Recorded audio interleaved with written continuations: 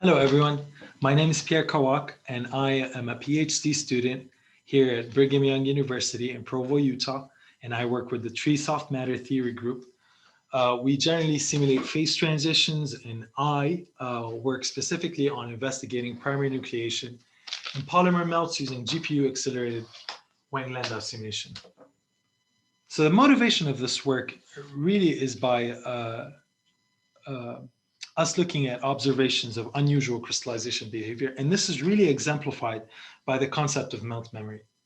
And this diagram on the left is detailing an experiment that can lead us to these results. Basically, if we start with an isotropic melt, one that is higher than its melting temperature, and then we quench it to a temperature that's lower than its crystallization temperature, we will have complete crystallization. And then if we take 4 samples of this, each depicted by different colors, and we anneal them at a specific temperature, and then finally bring them back down to a lower temperature, to an undercooled or supercooled temperature, where the melt is once again metastable, and wait for them to recrystallize. What we'd expect is that regardless of the melting temperature, we have a specific type of morphology. However, what we get is 4 distinct morphologies. And what you see here, for the highest temperature, we had spherulites that grew once again from the melt, but for the lowest temperature, lowest melting temperature, what we see, we barely see any spherulites really. And this is quite problematic when you think about small molecule crystallization, or the way we usually think about freezing. So for example, when you're talking about ice, if you take ice out of the fridge and melt it at 2 different temperatures and then recrystallize it in the freezer at the same temperature, you would expect to find that the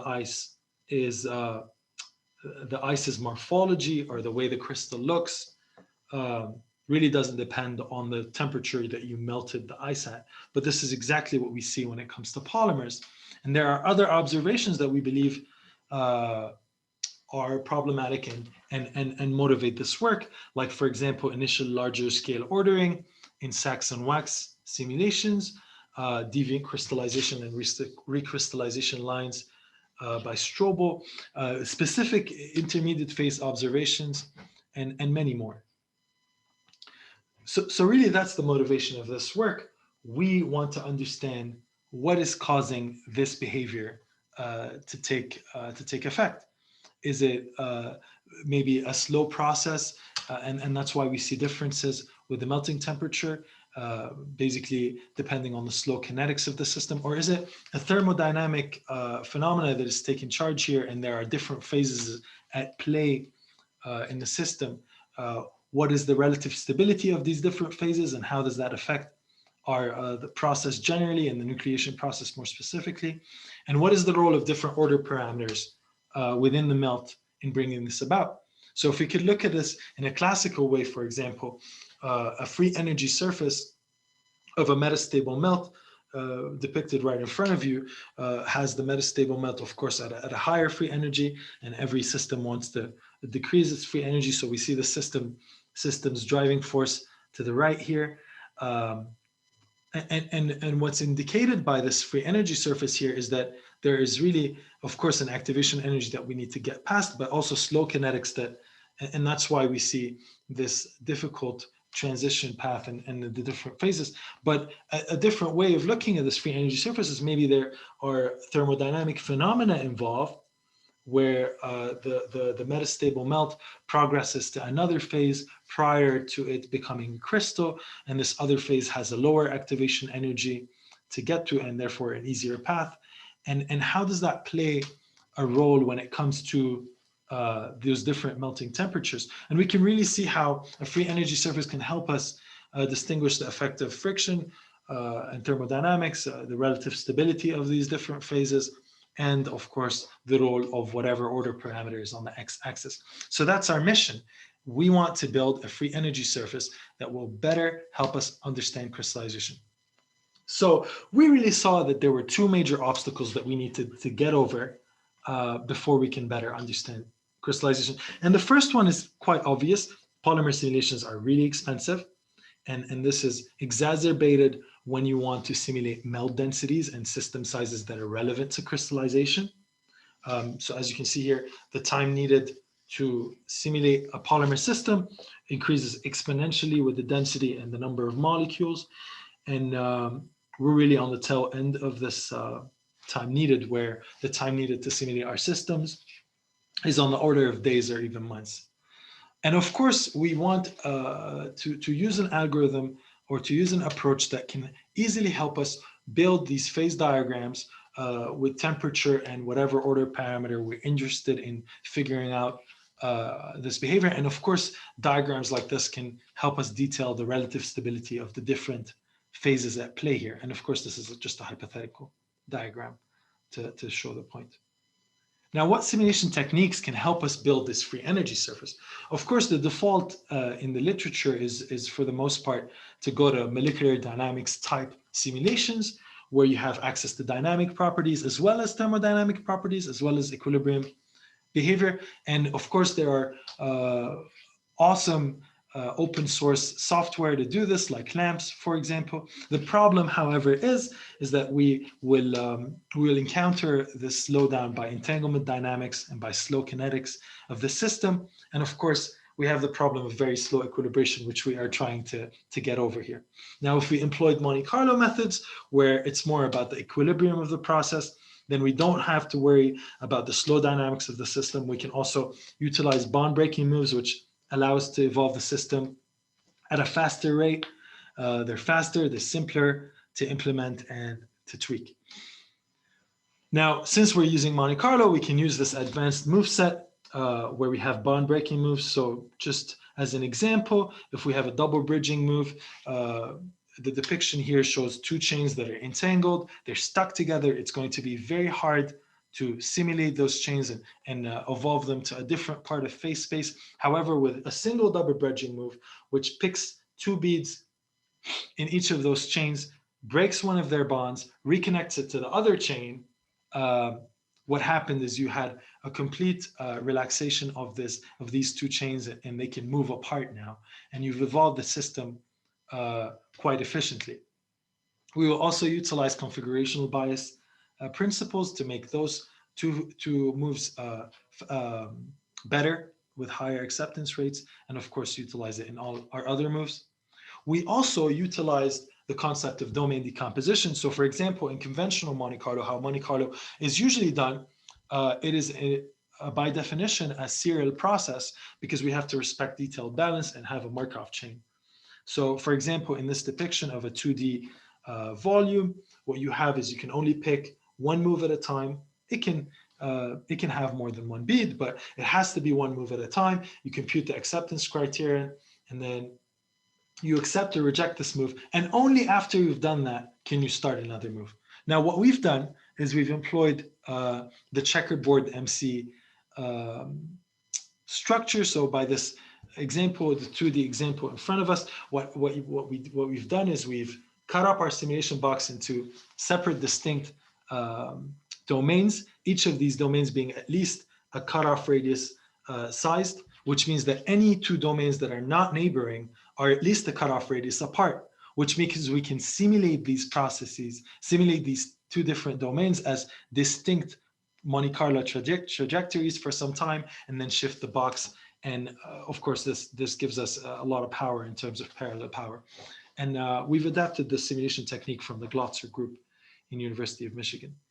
So thankfully, this worked, and we observed that our parallel simulations are 2 orders of magnitude faster, or in other words, they're 100 times faster with scaling concerns, of course. And the speed up is defined as the time it takes to do a move in the serial counterpart of our code divided by the time it takes to do the same move in the parallel counterpart of our code. And of course, we've verified our results against another simulation technique or simulation algorithm. In this case, it's the Sympatico open source software developed by David Morse and the University of Minnesota. So moving on to creating our phase diagram, we have chosen Wang-Landau to simulate our free energy surface. So to demonstrate the power of this algorithm, here's a density of states of a certain system. Of course, the density of states depends on the energy of that state, and this is the real density of states. When you initialize a Wang-Landau simulation, you first discretize the energy space, and then you set all of the density of states bins to 0 along the simulation. And for example, here in iteration 15, you begin to approach the true density of states of the system. And finally, at iteration 26, we get to the true values for the density of states. Now, iteration 26 is quite an arbitrary number, but for most systems, it is satisfactory in terms of the error compared to the real density of states of the system. Now, we can use this information at a specific order parameter to build a heat capacity profile. And this heat capacity profile carries information about the transitions of different phases based on its peaks. So for example, here we have the long peak separating the crystal and the collapsed globule, and then finally the other peak between the collapsed globule and the randomly oriented coil. And then we can use this simulation to define points along a hypothetical phase diagram. In this case, we see range of interaction on the x-axis and temperature on the right axis, and the red point and the blue point correspond to each other.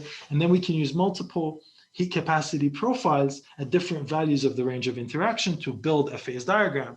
And this is precisely what we set out to do. And essentially all we have to do now is do the same for a complex polymer melt, and we can access the information that we want to access. However, when we went to simulate Wang-Landau for polymer melts for a 2000 by 100 bead system, what we found is that 42 days was not enough to equilibrate or to converge a lot of the windows that we have chosen. And even then, it took quite a bit of time to get to 26 iterations. And even when 26 iterations were approached for this system, 26 iterations were not enough to achieve good, satisfactory error estimates, and the density of states profile was quite rugged. So we were pretty confused by this, and we went to the literature, and we found this paper by Shakarov, this excellent paper by Shakarov and Paul, who tried to simulate a polymer melt using Wang-Landau. And what they found is that their density of states for a far smaller system of 720 chains and 10 beads spanned 5,600 orders of magnitude. And essentially, they claimed that it sets the limit one can study within a CPU timescale of 1 year.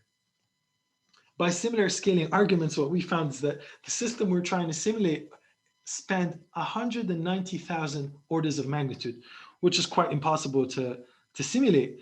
Basically, we've bid on more than we can chew, and we expected our landscape to be easier to traverse, but this is definitely not within our expectations.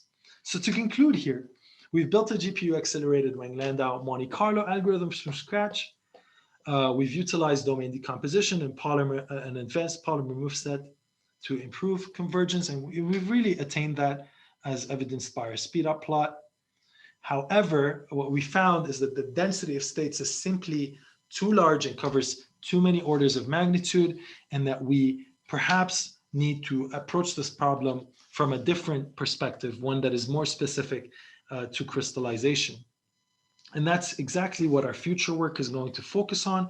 We're going to try to build the free energy surface more directly with respect to one order parameter versus having to build the entire density of states and then try to build a phase diagram from many cutouts of that. And we are going to focus on specific molecular order parameters, specifically pertaining to this nucleation process and small emergent nuclei within the metastable melt. Before I let you go, I would like to acknowledge the people that make this possible, like the American Chemical Society, Petroleum Research Fund, the BYU Board of Trustees, and of course BYU's the resources that we get to use, the computing resources we get to use from BYU Office of Research Computing. I'd like to thank my beautiful research group at BYU here for all their help and support through the years. Thank you so much for listening.